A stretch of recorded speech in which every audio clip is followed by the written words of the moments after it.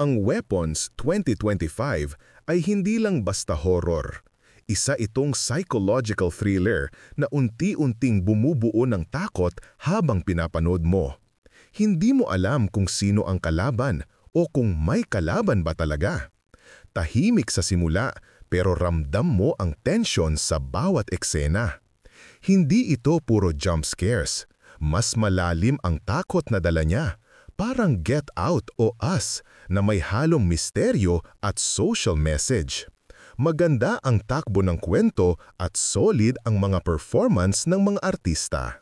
Kung gusto mo ng horror na may laman, ito ang pelikulang dapat mong mapanood. Rating ko 4/5 kutsilyo. Isa sa mga standout horror films ng 2025.